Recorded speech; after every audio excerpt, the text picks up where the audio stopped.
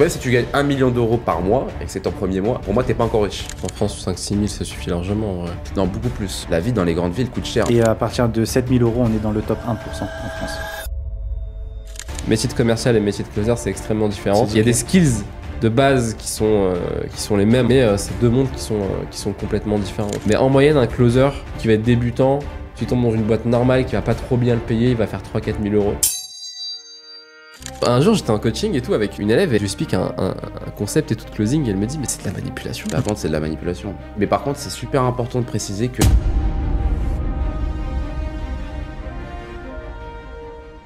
Hello la communauté, deux frères, Mouad, Abder, un animateur, Maxime. Ça va les gars? Ça va et toi? Ouais, Ça va au top, Maxime? Ouais, très Bonjour. bien, très bien. Salut, comment tu vas? Ça va et toi? Ouais, très bien. Bon les gars, est-ce que vous êtes chaud aujourd'hui? Tout le temps. On va rappeler quelques règles. Donc, à chaque podcast, on offre 100 euros sur les personnes qui ont commenté notre dernier podcast. Ok, c'est quoi la condition? Tu peux commenter ce qu'ils veulent ou il y a quand même un petit... Non, effectivement. Donc, la condition, c'est pendant ce podcast, on va donner un mot-clé. Ce mot-clé, vous devrez le mettre en commentaire. Et sur le prochain podcast, vous aurez peut-être la chance d'être tiré au sort pour gagner 100 euros. Super. J'ai bien fait le résumé? Génial. Et du coup, on commence par quoi? Par la question un peu soft. Du coup, qui c'est qui gagne les 100 euros, monsieur l'animateur? Parce qu'il est encore en formation. J'apprends. Et franchement, je pensais qu'on allait dans le feeling et tout. Genre, t'allais me demander pourquoi j'ai ça là sur la tête. Pas encore, mais c'est normal pour moi. Mais c'est en train de mijoter. Ça hein. va venir. Il y a Bon, les questions là. La personne qui remporte les 100 euros, c'est Munkel, M-U-N-K-E-2-L, qui a commenté le mot-clé, qui a joué le jeu. Donc, merci à vous. Et du coup, je voulais juste faire une petite aparté avant qu'on démarre. Allez, c'est vas-y. OK pour toi, monsieur l'animateur. C'est grave, je voulais partager l'anecdote qui m'est arrivée, c'était hier, tu sais, dans les buildings. Non, je sais pas. Non, tu sais pas. Bah, en gros, hier, j'étais dans ma tour et il y a un lounge tout en haut de ma tour. Ouais. Où bah, souvent je vais pour travailler, etc. Et j'étais en train de travailler et il y a quelqu'un bah, justement de la communauté qui m'a reconnu et avec qui on a échangé. Et en fait, c'est une personne qui était hyper intéressante, hyper intelligente, etc. Tu vois, et qu'on a eu une discussion hyper constructive. C'est un mec qui est sur Dubaï. Et du coup, ça m'a grave fait plaisir parce que bah, je me rends compte qu'en fait, ça fonctionne. Je me rends compte que nous, de base, ce qu'on voulait, c'était pas créer une communauté, tu vois, d'énormément de personnes, faire du mass market, mais vraiment créer une communauté de personnes qui nous ressemblent. Et en échangeant avec cette personne-là, on s'est rendu compte qu'on avait énormément de points en commun. On habitait dans le même pays l'année dernière, on a énormément de centres d'intérêt en commun, etc. Potentiellement, on va aller manger ensemble.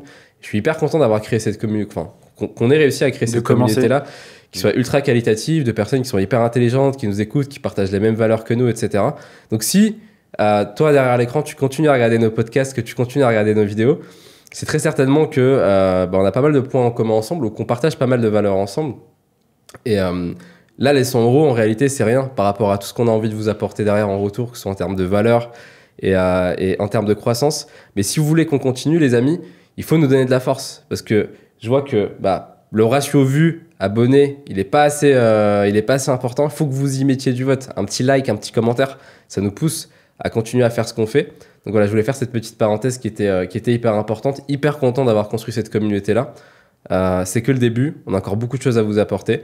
Donc voilà, petite parenthèse fermée, je te laisse continuer, Maxime. Ouais, bien sûr. Donc si je peux résumer ce que tu disais, donc tu as des bureaux dans ta tour qui sont accessibles uniquement aux résidents. Et dans ces bureaux-là, Ouais. un membre de la communauté t'a reconnu, est venu te parler. En plus, on est à Dubaï, Ouais. donc c'est quand même fou. Incroyable. En gros, c'est au 97e étage. Il a fallu que le mec il soit là à cette heure précise, qu'il Quand habite toi, dans la t'étais même là. tour que Ouais, moi, dans carrément. le même pays, dans la même ville et qu'on se croise au même moment et qu'il reconnaisse ma voix. C'est Et fou. Ouais, c'est incroyable. En fait, ce que j'ai kiffé, c'est que ce mec-là, bah, il était super cool, tu vois, super intéressant, un mec intelligent, la tête sur les épaules. Et je me dis, en vrai, on a une communauté qui est stylée, tu vois. Ce qui est bien avec les podcasts, justement, c'est que justement, c'est rare. J'en étais sûr. C'est pour ça. En fait, tu voulais que j'enlève le truc parce que tu savais que t'allais avoir du mal à me parler, mais c'est le but, les gars. C'est pour vous déstabiliser. Non, vas-y, continue. Ça va être plus intéressant pour les débats. J'ai une arme supplémentaire là sur les débats. Mais c'est ça qui est drôle, c'est que quand tu fais des podcasts et que t'as genre 500 abonnés comme on a actuellement, Genre, tu sais que ça va pas être des débiles, tu vois, qui vont regarder tes vidéos. Et ça, c'est vraiment la force que t'as, tu vois. C'est que ça va pas être des débiles. Ouais, carrément. Non, je suis d'accord avec toi, Abder. Vas-y, les gars, on va commencer avec la première question qui va diviser, je le sens, que ce soit sur cette table ou derrière l'écran sur YouTube. Cette question va diviser. À partir de combien de revenus par mois sans avoir de patrimoine, pour vous, on est riche? Je deviens riche à partir de 10 millions d'euros. Voilà, c'est la réponse à ma question. 10 millions pour toi? Ouais, Je te parle par mois. Hein. Combien tu dois gagner par mois pour être riche selon toi? T'as pas de patrimoine à côté. Alors pour moi, on ne devient pas riche avec les revenus, on devient riche avec le patrimoine. Donc je pourrais pas répondre à ta question, vu qu'elle n'a pas de réponse. C'est-à-dire si quelqu'un n'a pas de patrimoine, mais par exemple qu'il gagne 1 million d'euros tous les mois, pour toi il est pas riche? Donc il est obligé de les dépenser? Bah non. Non, pas forcément. Bah donc s'il les dépense pas, il a du patrimoine au bout d'un Non, moment. mais il commence. Par exemple, il a pas de patrimoine et boum, d'un coup, je sais pas, il commence à faire de l'argent. À partir de combien tu le considères comme riche? 10 millions d'euros, mais pour avoir 10 millions d'euros, pour moi, pour moi être riche, c'est vraiment riche égale patrimoine. Ouais, c'est ça, je suis d'accord avec toi. Pour moi, riche égale pas revenu. Donc même si tu gagnes 1 million d'euros par mois, et que c'est ton premier mois, là, tu viens de recevoir 1 million d'euros, pour moi, t'es pas encore riche. Tu vois, c'est vraiment une fois que tu as 10 millions d'euros de patrimoine. En fait, pour moi, la richesse, c'est une manière de vivre correctement, même avoir vraiment une vie de vrai riche, c'est-à-dire pouvoir dépenser 30 000 euros par mois sans rien faire, tu vois. Et pour ça, 10 millions d'euros de patrimoine, c'est vraiment le montant que je vise ou que je prétends pour qu'une personne l'obtienne, pour qu'elle devienne réellement riche. Parce que je pars du principe que quand tu as 10 millions, tu peux investir par exemple avec 5 millions d'euros sur une vingtaine d'appartements, tu vois, sur Dubaï, qui vont te rapporter 40 000 euros par mois de bénéfices nets d'impôts. Et en fait, tu as une rente à vie, c'est-à-dire juste avec 5 millions d'euros, déjà, tu as 40 000 euros. C'est-à-dire que là, réellement, tu n'as même plus besoin d'investir une seule seconde limite de ton temps jusqu'à ta mort, en fait, pratiquement, tu vois ce que je veux dire. Jusqu'à ta mort, tu sais que tu vas gagner 40 000 euros, et en plus de ça, tu as des millions d'euros qui te restent, genre tu as 5 millions d'euros pour faire des investissements. Attends, juste Maxime, en gros, j'ai tapé définition riche sur Internet, et ouais, c'est bien ce qu'on pensait, Abder. En gros, définition de riche, a priori, c'est quelqu'un qui a de la fortune, qui possède des richesses. Donc c'est pas la richesse, c'est pas, enfin le terme être riche, c'est pas indexé sur le revenu, c'est plutôt indexé sur la fortune, tu vois. Ce qui me paraît cohérent aussi, tu vois. Ok, pas de souci, je vais reformuler ma question. En synonyme, il y a fortuné, opulent et friqué. Ok, je vais reformuler ma question. À partir de combien de revenus on peut vivre aisément tous les mois? Il faudrait combien pour vous chaque mois dans le compte bancaire pour vivre aisément? C'est aisément ou genre... Aisément, ça veut dire que tu peux dépenser sans compter, en te faisant plaisir, tu regardes pas ton porte-monnaie. Ouais, en vivant où, mon ami? N'importe où. Ouais, on a la même réponse. 10 000 euros par mois. Moi, à partir de 10 000 euros par mois, tu vis aisément dans n'importe quel pays du monde. Genre, en fait, pourquoi je dis ça? Parce que avec, par exemple, 3 000 euros ou 2-3 000 euros, tu peux vivre en Thaïlande, genre comme le roi du monde, je pense. Mais par exemple, si tu vas aux États-Unis, c'est compliqué. Donc en gros, 10 000 euros, je pense, c'est le montant qui te permet, peu importe où tu es dans le monde, de genre vivre vraiment. Quand je dis aisément, c'est ne vraiment pas regarder les prix. Mais toi seul ou quand t'es en famille, il y a vraiment beaucoup de choses. Il y a vraiment beaucoup de paramètres. Quand t'es tout seul, quand t'es une personne seule. seule. Principe que t'es seul. Quand t'es tout seul, toi tu dis 10 000 euros aisément. Alors aisément, c'est vraiment, tu calcules pas. Mais tu vois, par exemple, je vais donner un exemple. Lui, quand il va vivre aisément, c'est pas comme nous quand on va vivre aisément. Tu vois, lui, et vivre aisément, c'est faire un petit resto une fois peut-être tous les 2 jours, c'est faire ses courses au magasin et pas regarder les prix. Nous, vivre aisément, peut-être que c'est juste manger au restaurant tous les jours. Ouais, par exemple, il y a des gens à Dubaï, quand je regardais des vidéos pour venir s'expatrier à Dubaï, ils te disaient il te faut minimum 10 000 euros à toi tout seul. Pourquoi? Et j'ai essayé de comprendre pourquoi. T'as pas d'enfants, parce que tu sais, à Dubaï, t'as l'école qui coûte cher, énormément cher. Quand t'as 2 enfants, 3 enfants, ça monte à 1 500 euros par mois déjà. Tu vois ce que je veux dire? Quand t'as la voiture, ce qui est pas notre cas, parce qu'on prend des taxis et ça nous coûte pas très cher, plus l'assurance de la voiture, plus l'essence. Je veux dire, ça commence déjà à faire longtemps. Mais le mec, il te disait, moi je dépense 20 000 euros par mois à Dubaï. Et tu te disais, mais comment tu fais pour dépenser 20 000 euros par mois à Dubaï alors que t'es tout seul? Et en fait, le mec, c'est genre, pour lui, vivre aisément, c'est manger restaurant à 100 euros à midi, manger restaurant à 100 euros le soir. Tu vois ce que je veux dire ou pas? Donc, le mec, il n'a pas le même délire, tu vois, que nous, quand on va vivre aisément, ça va plus être prends taxi, tu vois, on commande des Uber. Donc, pour moi, c'est encore une fois de plus, c'est très, très relatif à la personne. Tu vois ce que je veux dire? On parle de Mais si je parle de moi, pour ma part, pour pouvoir vivre aisément, je dirais honnêtement tout seul, hein, sans enfant, sans truc, je dirais 7 000 €, tu vois. C'est le montant pour pouvoir vivre aisément par mois, mais après à la fin il te reste plus rien, c'est-à-dire que je parle vraiment pas en termes d'épargne. Après 10 000 € par mois, c'est sûr que tu vas dépenser, il va te rester un petit peu, tu vois ce que je veux dire, certains mois. Là, je suis d'accord avec toi. Tu vois, mais 7 000 € par mois, je dirais que c'est vraiment le montant à partir duquel tu peux déjà prendre un loyer qui va te coûter 2 000 € par mois, tu vois ce que je veux dire, quand tu es tout seul. À 2 000 € par mois, je pense que tout seul, t'es pas mal servi. Et puis après, quand même, voilà, quoi, il te reste 5 000 € à dépenser, en sachant que ces 5 000 € là, tu les dépenses pas forcément pour ton business aussi, parce que c'est vraiment du perso. Oui, pour vivre. Tu peux vraiment kiffer. Donc 7 000 € par mois, voilà, on va pas faire les... Ok, donc pour toi 10 000, pour toi 7 000. Ouais. Et si on reprend la même question, mais pour vivre aisément en France, c'est les mêmes chiffres pour vous? Non, tu as besoin de beaucoup moins pour vivre aisément en France. En France, 5-6 000, ça suffit largement, en vrai.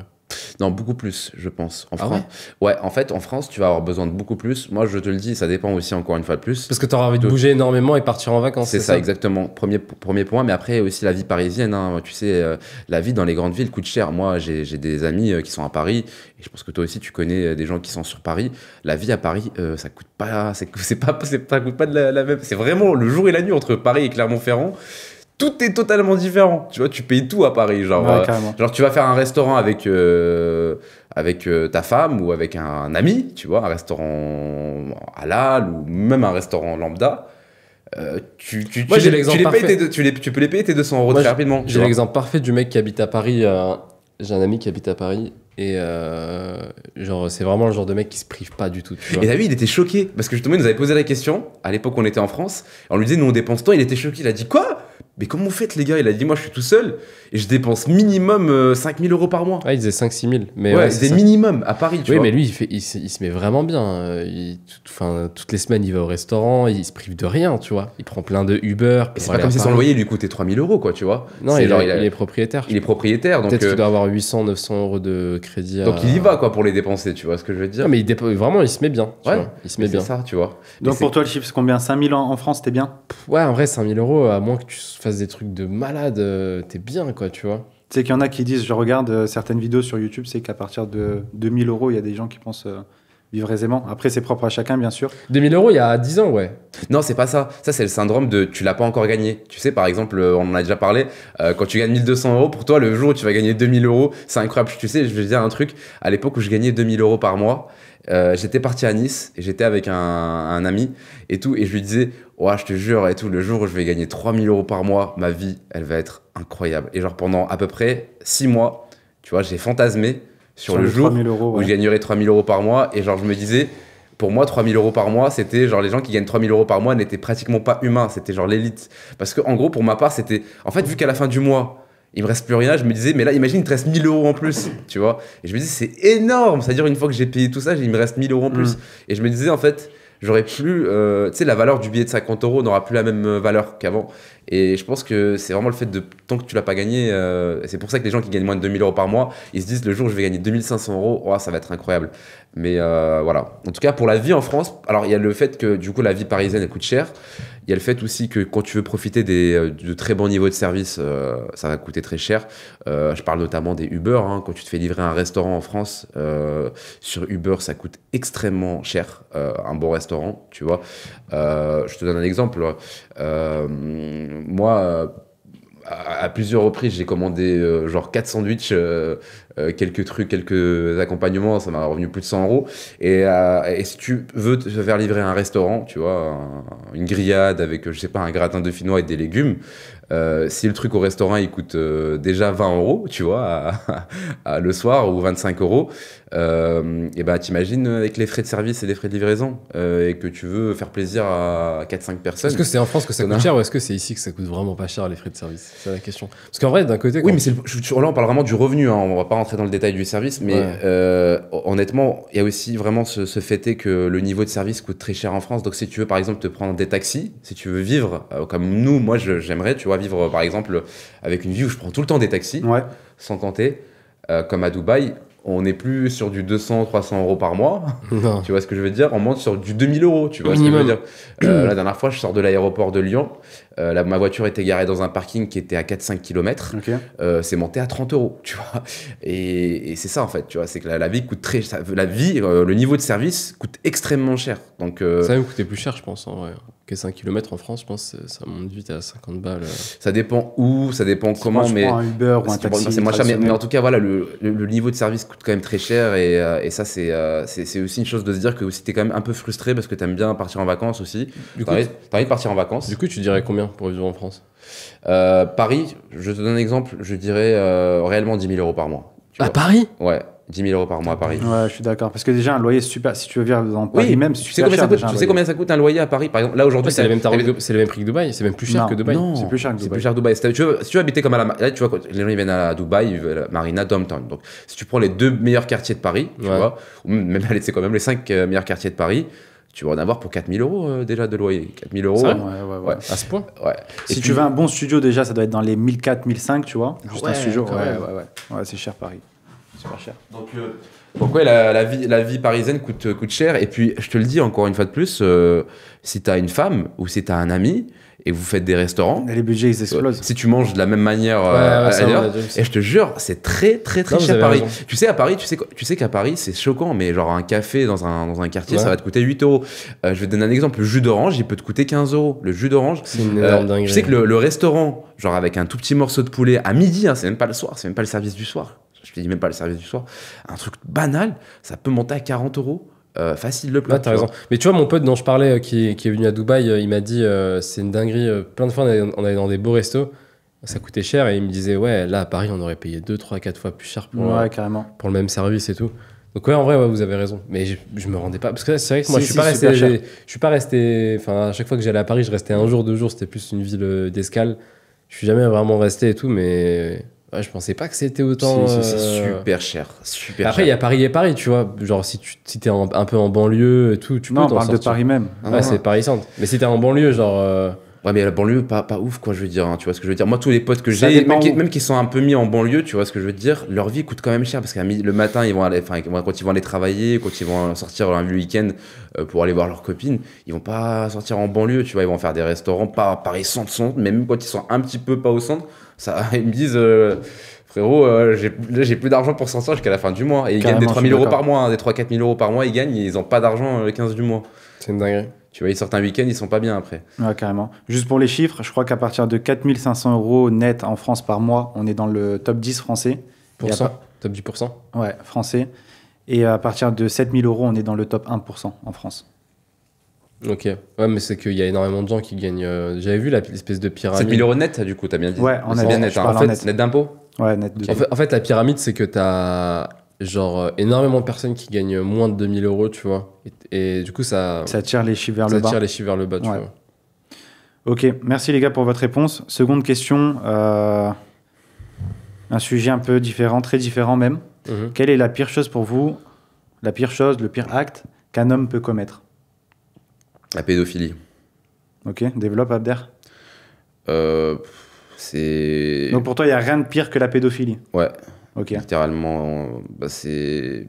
Pour moi, il n'y a pas de mots, en fait. Un pédophile, pour moi, il est 100 fois pire qu'un meurtrier, tu vois. Donc, pour moi, c'est la pire. Ça va faire des bons réels, ça, avec sa couronne sur la tête. Non, mais sérieusement, genre, vraiment, d'ailleurs, c'est un sujet qui me touchait énormément. La pédophilie, si demain j'étais multimillionnaire ou multimilliardaire, je me suis toujours dit que je m'entrais sur des agences anti-pédophiles, détective privé, ou même tu m'avais dit que tu donnais des gros dons à des... Ouais, pour enquêter contre les pédophiles. Et je pense qu'un pédophile mérite réellement la peine de mort, tu vois. Direct. Mais genre pour moi c'est ça, genre réellement la peine de mort, je trouve ça insupportable, le fait que tu vois ils prennent une peine souvent moins pire qu'un criminel, quoi, tu vois. C'est surtout en France, ça. Souvent en France. Non. En fait, à partir du moment où ils ont du pouvoir, je sais pas si l'affaire, tu sais, Epstein. Ouais, Epstein, ouais. C'est vrai tout ce qu'ils ont dit dans la série et tout, tu vois. Mais en gros, le mec, parce qu'il est milliardaire, il arrive à s'en sortir, tu vois. Et c'est une dinguerie, quoi. C'est suicidé à la fin. Il s'est suicidé, j'ai pas regardé jusqu'à la fin, tu m'as spoilé. C'est souvent ça, mais en tout cas, voilà, ça peut... Moi, je pense pareil. C'est pas rapport à tes questions. Je vais te faire gagner du temps, moi, je pense pareil. Et toi, du coup, Maxime? Ouais, moi, il y a pédophilie, il y a terrorisme aussi. Ouais. Tuer des gens comme ça qui ont rien demandé. Encore quand je légitime pas ça, mais quand tu tues quelqu'un pour une raison, voilà. Ok, on peut essayer de comprendre. Mais vraiment, le terrorisme, tu vois, tu vas tuer des centaines de personnes pour rien. Mais... Donc, ouais, vas-y, excuse-moi. Donc ça, et puis ouais, la pédophilie, le viol, ce genre de choses. En fait, à partir du moment où tu représentes un danger pour la vie des gens, soit t'es enfermé, soit pour moi t'es tué, tu vois. Parce que je pense avoir compris pourquoi les gens vont en prison. C'est soit parce que c'est une punition pour eux, soit parce qu'ils représentent un danger pour la société, donc on doit les mettre à l'écart des gens qui sont soi-disant normaux, tu vois. Ou soit pour les deux en même temps, à la fois les punir et à la fois les enfermer. Mais tu as des comportements qui sont pas des comportements qui sont éducables avec, je pense, une punition. C'est plutôt des comportements qui sont liés à une maladie, tu vois. Parce que en réalité, la pédophilie, c'est clairement une maladie, tu vois. C'est pas comme le mec qui va voler par appât du gain, qui veut faire de l'argent, qui veut, tu vois... qui a des conditions de vie difficiles. Exactement. C'est pas une maladie, c'est une perversion. C'est clairement une maladie, tu vois. Genre, comment t'expliques que le mec, il voit un enfant de 2 ans, 3 ans, et il est attiré par cet enfant. Ouais, mais c'est pas... alors non, moi, je suis pas du tout d'accord avec le mot maladie. Maladie, c'est pour moi quelque chose où tu es un peu dans une position de victime. Ça peut laisser croire ça. Moi, c'est vraiment... il a le plus haut level... C'est vraiment pour moi le plus haut level de perversion et de criminalité qu'il peut y avoir dans ton cerveau, tu vois. Pour moi, non, pour moi, franchement, faudrait exterminer tous les pédophiles qu'il y a sur Terre, en sachant que pour le monde de demain, t'as des enfants... je veux dire par là, t'as limite parano de laisser tes enfants partir chez leurs amis un week-end parce que tu te dis que peut-être que le papa ou la maman, tu vois, du parent qui est le parent de l'ami de ton enfant peut être pédophile. Enfin, c'est quand même pour te dire qu'aujourd'hui, il y a énormément de pédophiles en France, tu vois, par exemple, et je trouve ça incroyable qu'il y en ait autant, tu vois, parce moi, j'avais un collègue qui me disait que justement, c'était dans le top des plus grosses condamnations, du plus grand nombre de condamnations qu'il y avait en France, la pédophilie. Donc il y a énormément de pédophiles. Tu vois, quand tu vas en prison, il y en a...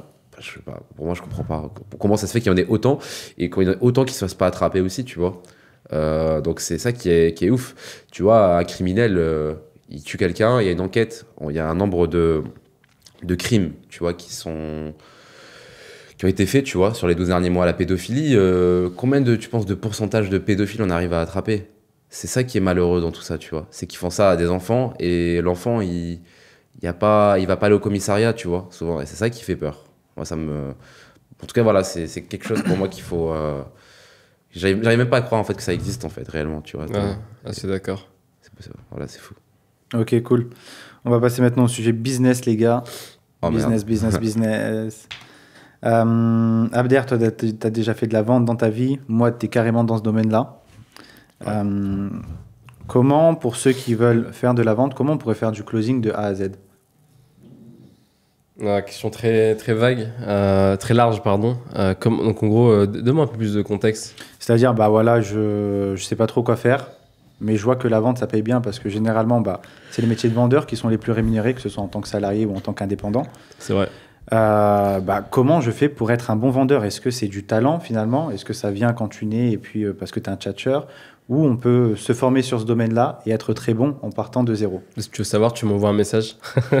Non, plus sérieusement, on en avait déjà parlé un petit peu, mais en gros, tu as toujours des prédispositions qui font que tu es plutôt à l'aise vis-à-vis de certaines tâches. Par exemple, moi, je suis vraiment pas du tout manuel. J'ai déjà fait des métiers manuels et c'était une catastrophe. Ok. Je suis aussi très très mauvais en tout ce qui est dessin, visuel, faire ce genre de choses. Généralement, quand t'es pas bon dans quelque chose, tu t'en rends vite compte. Et quand t'es bon dans quelque chose, tu t'en rends compte aussi rapidement. Donc, si t'es à l'aise à l'oral, si t'aimes bien échanger avec les gens, comprendre, que t'es un peu curieux, que t'aimes poser des questions, potentiellement, c'est que la vente, c'est quelque chose qui est fait pour toi et que potentiellement, tu peux gagner de l'argent en faisant ça. Après, pour se lancer dans le closing, c'est tout simplement être vendeur indépendant, tu vois, pour redéfinir un peu ce que c'est, parce que peut-être que 100% des personnes qui nous écoutent aujourd'hui ne savent pas forcément ce que c'est. Le closing, c'est être vendeur indépendant, c'est-à-dire que aujourd'hui, quand tu es vendeur, tu as soit la possibilité d'être en entreprise, en CDI, soit la possibilité de le faire complètement à distance en tant que freelance, tu vois. L'avantage de le faire en freelance, c'est que tu vas gagner plus d'argent, vu que tu auras moins de charges, etc., et de cotisations, et que tu auras toute cette flexibilité-là de travailler quand tu veux, où tu veux, avec des horaires flexibles, etc., etc. Et plus précisément, le closing, c'est un mot qui est adapté à la vente de formation en ligne, tu vois. Ok. Pour définir ce que c'est depuis la nuit des temps, les gens achètent de l'information. C'est quelque chose qui existe depuis la nuit des temps, que ce soit sous forme de livres, que ce soit sous forme d'écoles privées, que ce soit sous forme de vidéos. Et aujourd'hui, plus que jamais, les gens achètent des formations en ligne pour s'instruire sur des sujets auxquels ils n'ont pas forcément accès sur Internet.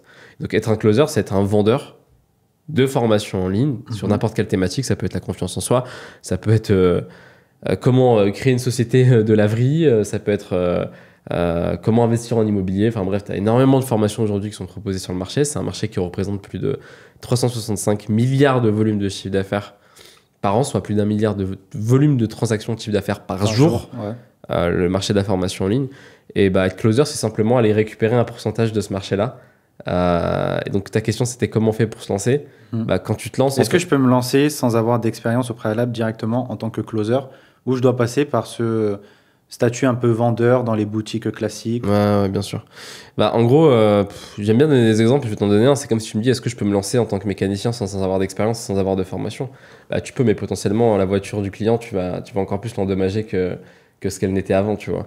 Donc, bien sûr, tu peux toujours tout faire. Il n'y a rien qui t'empêche de le faire, finalement, tu vois. Mais est-ce que tu vas réussir à trouver des clients chez qui tu vas pouvoir travailler? Est-ce que tu vas avoir les bonnes méthodes pour closer? Est-ce que tu vas avoir un bon taux de conversion, etc. Si de base, c'est quelque chose que tu maîtrises pas, je pense pas. Et une erreur que font beaucoup de personnes, c'est que tu as des gens qui sont commerciaux, qui ont fait de la vente dans des boutiques, etc. Et qui me disent parfois, non mais tu sais, moi j'ai pas besoin de me former au closing, je suis déjà un très bon vendeur. Sauf que en fait, moi aussi j'étais commercial avant, tu vois, et j'étais vendeur avant, tu vois, mais ça n'a rien à voir. D'accord, donc le commercial en boutique traditionnelle ou je sais pas. Ça n'a strictement rien à voir. En fait, quand tu vas vendre un produit, ça va être de la vente, ce que j'appelle traditionnelle. C'est par exemple, ce téléphone est super parce qu'il est léger, il est rapide, il permet de prendre des bonnes photos, il est fabriqué en France, il est sur mesure, etc., etc. Ça, c'est le vendeur classique qui va mettre en avant des arguments. Le closer, 80% du début de l'appel, il va faire que poser des questions.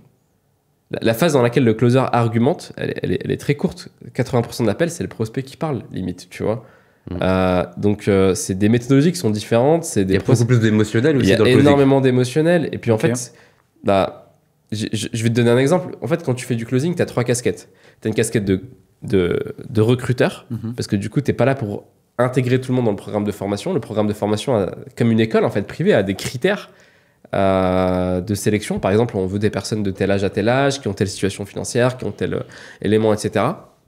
Deuxièmement, tu as une casquette donc je disais recruteur, de médecin, parce que tu es là pour faire un diagnostic en fait sur la situation de la personne que tu as en face de toi. Un médecin, il va pas te prescrire un médicament s'il comprend pas bien les symptômes que tu as, tu vois.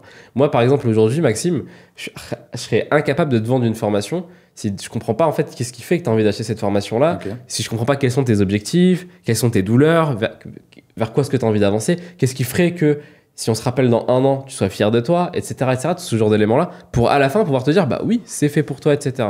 Et la troisième casquette, c'est la casquette de coach décisionnel. Finalement, je suis là pour t'aider à prendre la meilleure décision pour toi. Si je me rends compte que cette formation, elle n'est pas faite pour toi, c'est à moi de te le dire et de t'aider à prendre la décision de ne pas y aller. Et vice-versa, si je me rends compte que la formation est faite pour toi, c'est à moi de t'inciter et de t'aider à passer à l'action, répondre à tes questions, etc., etc. Donc, dit comme ça peut paraître très complexe et ça donne beaucoup d'informations, mais ça permet aussi de mettre le doigt sur le fait que métier de commercial et métier de closer, c'est extrêmement différent. C'est différent. Tu vois, moi je pensais que c'était pareil, par exemple. Tu vois, non, c'est pas du tout le cas. Il y a des skills de base qui sont les mêmes en fait. Le fait d'être à l'aise à l'oral, etc., etc., etc. Mais c'est 2 mondes qui sont complètement différents, tu vois. Et du coup, comment se lancer dans le closing, c'est quelque chose qui vous intéresse, les amis. Moi, j'ai été closer pendant très longtemps. J'ai eu la chance de closer chez David Laroche, chez qui j'ai eu l'opportunité de closer plus de 1 million en 6 mois. Et tu es à l'aise de partager tes chiffres? Combien tu faisais par exemple par mois en tant que closer indépendant? Bon, closer indépendant, en moyenne, il va gagner Par exemple, donne-nous l'exemple d'un closer pas bon, moyen et puis excellent. Ça dépend. Très bonne question. Ça dépend d'énormément de paramètres. En fait, ça dépend de l'entreprise dans laquelle tu es, combien tu vas facturer, ça dépend du prix. Si on fait une moyenne. Si on fait une moyenne, alors moi juste en 2 secondes expliquer ça va dépendre de quoi, ça va dépendre du temps que tu vas y consacrer, tu peux le faire à temps partiel, à temps plein. Okay. Ça va dépendre du prix de l'offre que tu vas closer. Si tu closes une offre qui est très chère et que tu prends un pourcentage sur un truc qui est très cher, tu vas gagner beaucoup plus d'argent parce que généralement tu vas être commissionné aux alentours des 10%. Okay. Donc 10% de 10 000 euros, c'est pas 10% de 1000 euros. Mais en moyenne, un closer qui va se lancer au début, qui va être débutant, si tu tombes dans une boîte normale qui va pas trop bien le payer, il va faire 3-4 000 euros. Ok, quand même. Et un closer qui est là depuis 6 mois, 1 an, minimum, il va faire 5-6 000 euros, tu vois. Et un closer qui est très bon et qui est dans une très bonne boîte qui paye bien, il va faire entre 7 et 10 000 euros. En fait, voilà, le point négatif, c'est qu'effectivement, il n'y aura pas de cotisation, de CDI pour le prêt. Mais par contre, tu as la liberté géographique. Donc, c'est-à-dire que tu as la possibilité t'es plus prisonnier dans un lieu. Moi, j'ai des gens que je connais, c'est des médecins, c'est des docteurs, c'est des directeurs, ils gagnent des 7-10 000 euros par mois, tu vois. Parce que c'est-à-dire que le closer, en fait, il est pas obligé de travailler dans les locaux de l'infopreneur, c'est ça? C'est rare. Tu bosses d'où tu veux. Ouais, okay. Tu bosses d'où tu veux, donc t'as la possibilité de te dire, bah écoute, j'ai envie de partir en Thaïlande, j'ai envie de partir à Kuala Lumpur, tu vois ce que je veux dire là, maintenant, là, tu vois, et tu peux y aller. Donc ça, c'est cool. Mais voilà, faut quand même prendre en compte le fait que si t'es pro-français, tu vois ce que je veux dire, à vouloir espérer à tout prix ta retraite, si tu y crois, que tu l'auras. Si tu veux à tout prix avoir un crédit, faire un crédit, avoir un CDI, ouais, à ce moment-là, bon. Mais si c'est pas le cas et que t'es plus intelligent que ça, je pense que c'est pas mal aussi. Ouais, 100% d'accord. Bah, du coup, moi, ce que je vous conseillerais pour vous lancer, il y a énormément de paramètres à prendre en compte. C'est comment est-ce qu'on est un bon closer, comment est-ce qu'on a des beaux taux de conversion, comment est-ce qu'on trouve ses clients. Quand je dis ses clients, c'est comment on trouve une entreprise pour laquelle closer, etc., etc. Énormément de questions qu'on peut se poser, par lesquelles je suis passé moi aussi. Exclusivement pour les personnes de la communauté qui nous regardent aujourd'hui, envoyez-moi un message sur Instagram, MOUADHKAY, on le mettra au-dessus de ma tête sur l'écran, et je vous enverrai gratuitement une petite vidéo de 15 minutes dans laquelle je vous explique tout ça plus en détail. Sinon, on va prendre beaucoup trop de temps sur ce podcast. Toujours pour rester dans le sujet du closing, de la vente, j'ai souvent entendu dire que la vente est égale manipulation. Qu'est-ce que tu en penses, Abder? J'aime trop cette question. J'aime trop cette question. Oui, bien sûr, totalement, d'accord. La vente, c'est de la manipulation.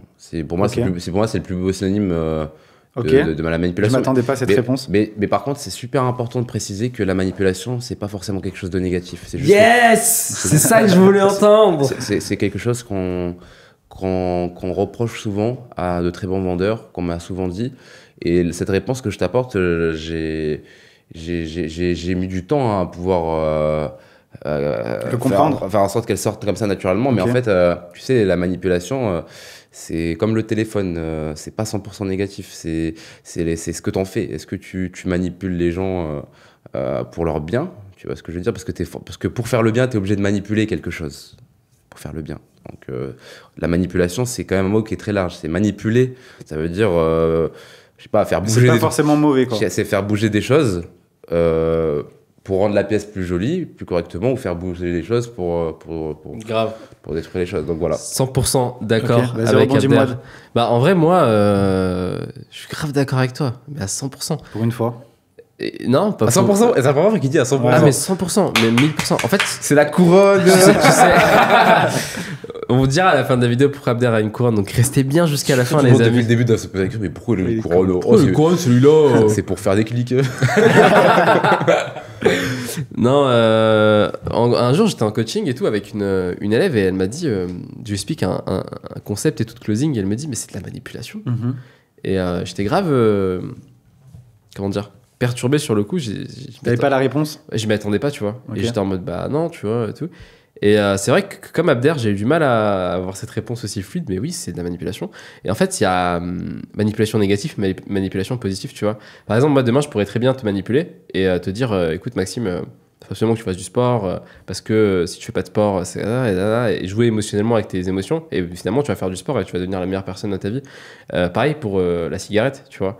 Par exemple, demain, disons que toi, tu sois un énorme fumeur, je te dis, écoute, qu'est-ce que je pourrais faire? Je pourrais très bien te dire, Maxime, c'est pas bien de fumer, tu sais, et finalement, tu vas jamais arrêter de fumer. Ou alors te dire, Maxime, qu'est-ce qui fait que tu fumes?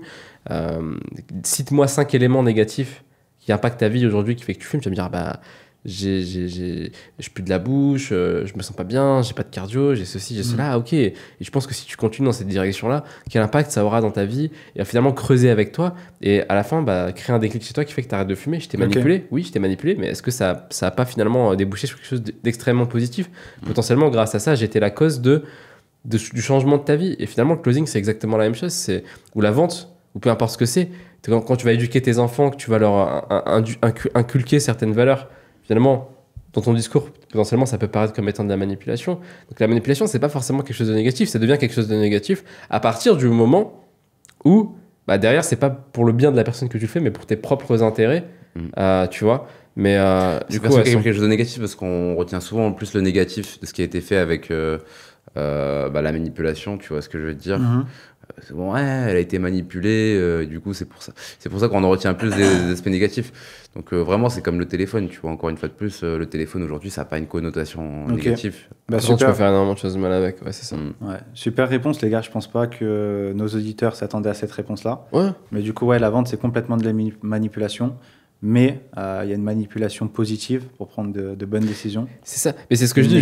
Juste pour finir, en gros, conclure sur cette parenthèse, tu sais, moi, je le dis souvent, la chance que tu as quand tu es dans le closing, c'est que tu as cette posture-là. En fait, les gens réservent un appel avec toi. C'est eux qui sont intéressés. Et toi, tu es dans la posture du recruteur. C'est-à-dire que potentiellement, c'est même pas une question d'argent. Moi, ça m'est déjà arrivé de dire à un prospect au téléphone, écoute, tu sais, nous, on recrute que 5 personnes sur cette session-là. Okay. On en a déjà recruté 3.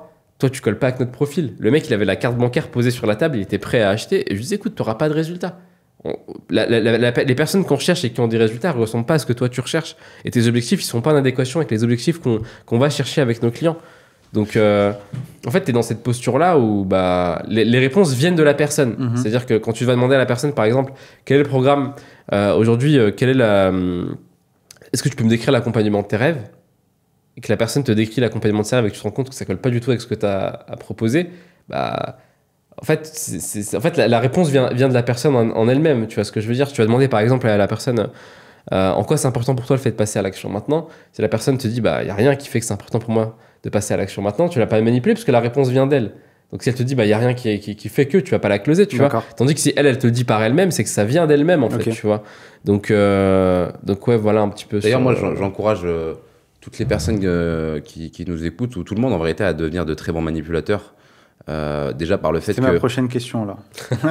Bah, Laisse-lui poser sa question. Justement, ma prochaine question c'était, moi je t'ai souvent entendu dire que la vente c'est l'une des meilleures compétences au monde. Au monde. Pourquoi en fait la vente c'est l'une des meilleures compétences au monde, même si on n'est pas commercial de métier? Abder, tu peux rebondir sur ça comme tu avais commencé? Non, en fait, ça n'a rien à voir avec la vente. Moi, j'encourage tout le monde à être manipulateur dans sa vie pour pouvoir se protéger aussi quelque part, tu vois, pour pas être victime de personnes qui sont de... Bon, manipulateur, c'est un petit peu comme apprendre à se battre ou être un minimum sportif pour pouvoir, pas forcément l'utiliser, mais aussi pour pouvoir se défendre, pouvoir analyser, tu vois, des attaques de manipulation mauvaises, tu vois ce que je veux dire. Donc voilà, même ça, je l'encourage. Donc j'encourage les gens à être de bons manipulateurs. Et comment on fait pour être un bon manipulateur? Est-ce qu'il y a des formations sur ça? Il faut lire des livres? Ça s'apprend à l'école?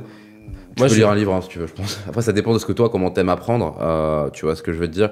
Alors, il y a effectivement le facteur génétique ou le facteur, tu vois, pratique. Mais il y a aussi le facteur où tu peux apprendre, c'est-à-dire... si t'es plus vidéo comme moi, par exemple, tu regardes des vidéos. En fait, c'est ça. Pour analyser, tu vois. En fait, la manipulation, c'est l'intelligence émotionnelle. Mais du coup, pour répondre à ta question, parce qu'il y a 2 questions en une, je vais répondre à la dernière pour commencer. Comment apprendre à le faire? S'il y a un facteur génétique de base qui est l'intelligence émotionnelle, sauf qu'il y a ce qu'on appelle la neuroplasticité. La neuroplasticité, c'est quelque chose qui explique qu'en fait, tes neurones peuvent être travaillés, que ton cerveau est un muscle et que tu peux passer de la personne ultra timide à la personne qui a grave confiance en elle, etc. Okay. Et tu peux complètement changer ton identité cérébrale, tu vois. Donc tu peux être la personne qui se faisait manipuler et passer de la personne qui manipule, tu vois. Donc pour ça, bah, il faut se former, il faut apprendre. Et il faut avoir des schémas en fait, répétitifs qui font que bah, du coup, tu tu deviens plus à l'aise. C'est un peu comme la conduite. Tu peux être quelqu'un qui conduit très mal, à force de conduire, d'avoir des schémas qui se répètent, tu vas devenir un excellent conducteur. Après, la question, c'est pourquoi est-ce que... La vente, c'est une compétence super importante. Pourquoi est-ce que la vente, c'est une compétence qui est super importante? Parce que c'est une compétence qui touche pas mal d'autres skills, en fait, qui vont être à côté, tu vois, qui vont être, par exemple, l'écoute, le fait de savoir poser des bonnes questions, le fait de comprendre ce que la personne te dit réellement, la lecture du non-verbal. Typiquement, quand tu es dans un appel de vente et que la personne que tu as en face de toi, elle te dit oui, je suis motivé. Mais si je suis pas vendeur, ça me sert à quoi tout ça? Justement, je vais venir. Si par exemple tu es sur un appel de vente et que la personne te dit oui, je suis motivé avec une tête de dépressif, tu sens qu'elle est pas motivée, etc. Tu vois. Et encore plein d'autres choses que j'ai pu citer avant. Et à quoi ça sert? Ça va te servir par exemple à te vendre dans un entretien d'embauche. Si besoin, demain tu veux tourner un entretien d'embauche. Demain, si tu es dans une galère, à pouvoir négocier. Par exemple, avec ton propriétaire, le montant du loyer, ou avec X ou Y personnes, ça te permet à beaucoup mieux gérer les conflits avec les autres. Là où avant, tu vas pouvoir, tu serais dans l'argumentation, maintenant tu vas peut-être poser plus de questions pour essayer de comprendre et créer du déclic, etc. etc. Ça te permet d'avoir plus d'impact auprès de tes proches, pour pouvoir les aider à passer à l'action sur d'autres choses, etc. etc. D'avoir potentiellement une meilleure élocution, d'être meilleur socialement. Okay. Quand tu vas échanger avec des gens, quand tu vas réseauter, quand tu vas faire des nouvelles rencontres, créer des nouvelles opportunités. En fait, juste pour résumer tout ça, la vente, en fait, c'est tout ta vie, en fait. Tu vends tout le temps. Genre, ton enfant, il te vend tout le temps des choses. Ouais, tu vois ce que je veux dire? Et toi, tu essaies de lui vendre des choses. Ta femme te vend tout le temps des choses et tu essaies de lui vendre des choses. Tu es tout le temps, en fait, en train de vendre. On essaie toujours de te vendre quelque chose. C'est parce que là où on va manger ce soir. En fait, souvent, on pense que la vente, c'est une transaction financière. Mais en fait, pour moi, 99% de la vente, ça n'a rien à voir avec la vie. C'est, voilà, vas-y, on va manger où? Ouais, vous avez envie de faire quoi? On va où? On prend quel taxi? Tu vois? En fait, on se vend tout le temps des choses. Oh, viens, on se voit à 18h. Non, 18h30. Vas-y, viens, on part. Moi, j'ai envie de partir. Vas-y, reste. En fait, c'est tout le temps, on se vend tout le temps des choses. Genre, comme je t'ai dit, même ton propre gosse, quand il est à l'école, il vend des choses sans s'en rendre compte tout le temps. Donc, en fait, la vente, c'est toute ta vie. Tout le monde vend tout le temps, tu vois ce que je veux dire. Et tout le monde, on essaie tout le temps de te vendre aussi. Toute ta vie, c'est ça, en fait. Et pour toi, justement, Mouad et même toi, Abder, qui t'y connais bien en vente, est-ce que c'est maintenant un processus naturel qui se fait quand vous voulez vendre quelque chose, ou vous avez quand même cette réflexion derrière? C'est les arabes, tout ça. Nous, les arabes, on est quand même de très très bons vendeurs, hein, souvent. Hein. On est très réputés pour être dans les tops, je dirais même les meilleurs vendeurs. Hein. Tu sais, dans les souks, c'est incroyable, hein, comment ils sont forts. Tu vois, en gros, une fois de plus, la vente, la vraie vente pure, tu vois, qui existe depuis des siècles, tu sais, le vrai truc d'aborder la personne, de commencer à tel tarif, et genre en mode à la fin, le mec, il avait même pas le budget pour acheter il repart avec 5 trucs, tu vois ce que je veux dire, alors qu'il a même pas d'argent, le mec. C'est la vente ultra vicieuse. Il est limite endetté. Non, mais tu vois, on est réputé pour être de très bons. On a ça dans le sang, tu vois, la vente. On aime ça, tu vois, on est des vrais commerçants. Tu vois ce que je veux dire? C'était quoi la question, Maxime? C'était du coup, est-ce que tu as encore cette réflexion de savoir par quel processus tu dois passer, ou ça se fait naturellement quand tu dois vendre quelque chose? Dans quel contexte? Par exemple, toi, dans ton métier. Ouais, ça me permet de parler d'un truc qui est hyper intéressant. C'est en fait, je me suis rendu compte que il y a un phénomène. D'ailleurs, je pense que je vais en parler. Il y a un phénomène chez les closers, c'est que en gros, quand tu démarres le closing, t'es hyper scolaire. Genre, t'apprends ton script par cœur, t'apprends les différentes étapes par cœur, tu regardes toutes les études de cas, etc., etc. Et du coup, tu commences à avoir des premiers vrais appels, etc., avec des vrais prospects, et tu les closes. Et tu les closes super bien parce que tu suis tout par cœur à la lettre. Tu vois, c'est un peu comme quand tu arrives dans une entreprise, tu fais tout carré, etc. Et puis, au fur et à mesure du temps, tu te sens de plus en plus chaud parce que tu te dis, ah ouais, moi je close, je suis un bon closer. Donc, tu suis plus les processus. Et donc, tu suis plus le script, tu suis plus les étapes et tu prends la confiance, en fait. Tu prends la confiance jusqu'à ce qu'en fait, ça fonctionne plus. Ça fonctionne plus, tu as des taux de conversion qui sont éclatés. Et du coup, en fait, il faut juste revenir à la base. Tu vois ce que je veux dire? C'est pour ça que c'est bien d'enregistrer ces appels. L'un des meilleurs conseils que je peux vous donner, c'est réécouter tous vos appels quand vous êtes closer. Moi, c'est ce qui m'a permis de passer de moyen à excellent. Je ne closais pas un prospect, je réécoutais l'appel 2-3 fois, je prenais des notes. Qu'est-ce qui fait que je ne l'ai pas closé? Quelles questions j'aurais pu poser pour anticiper cette objection-là, etc., etc., etc.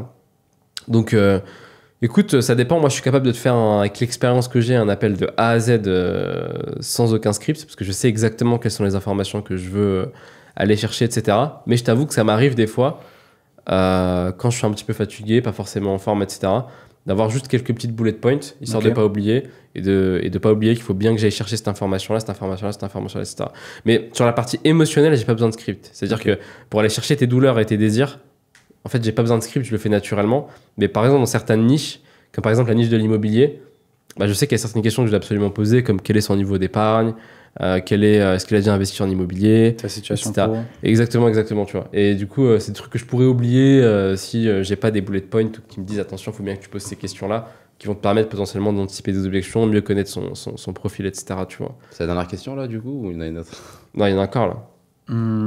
C'est 1 heure, les gars, non? Non, mais il reste encore 5-7 minutes. Il nous reste 10 minutes. 10 minutes, ouais. T'as plus de questions? Je t'avoue que ça m'arrange pas, ça. Ah bon. Abder, dis-nous pourquoi t'as une couronne d'ailleurs. Il faut choisir le mot-clé, les gars. Ouais. La couronne, en fait, tout simplement, je l'ai trouvée dans le décor ici, là. Et du coup, j'ai fait un pari que j'ai perdu avec vous. Et tu t'es censé de la porter, quoi. Ah, je rigole, en vrai, j'ai perdu aucun pari, les amis. Ouais. Et je me suis juste dit On que fait j'allais pas de la mettre. pari, nous, on fait pas de pari. Je l'ai mis, je me suis dit que ça allait déstabiliser mon petit frère en cas de débat, mais il n'y en a pas eu, donc j'ai pas eu besoin de m'en servir. Ça c'est encore une fois de plus pas la vérité. La vérité, c'est que je me suis dit, je vais voir ce que ça va donner au niveau des réels. Et en vérité, on va voir ce que ça va donner au niveau des réels. Ça va bien fonctionner. Ouais, je pense que ça va capter l'attention des idiots qui vont dire, il lui donne des conseils avec sa couronne de femme. On dirait une femmelette. Bon, allez. De toute façon, je les regarderai pas les commentaires, mais ça fera des vues. Abder lit plus les commentaires des réels qui sont viraux. Et justement. Mais c'est que j'en ai même pas envie. C'est pas que genre moi je me dis non, faut pas, mais j'ai trop envie, il faut que je regarde. Non, genre j'ai vraiment ce truc en mode. Et ça t'atteint pas parce que justement, si on regarde sur l'Instagram des deux frères, je vous invite à vous abonner d'ailleurs. La plupart des réels qui sont le plus regardés, c'est quand Abder parle. Il parle et il y a énormément de commentaires qui sont négatifs pour le coup. Bah oui. Toi, ça t'atteint pas du tout. Comment tu le vis en fait, Abder? Moi, j'ai jamais mal vécu la critique parce que si tu veux, j'étais un enfant très turbulent déjà petit, donc je me faisais tout le temps remarquer. Okay. J'ai toujours pris des mauvaises critiques et j'étais habitué à prendre des mauvaises critiques par les professeurs.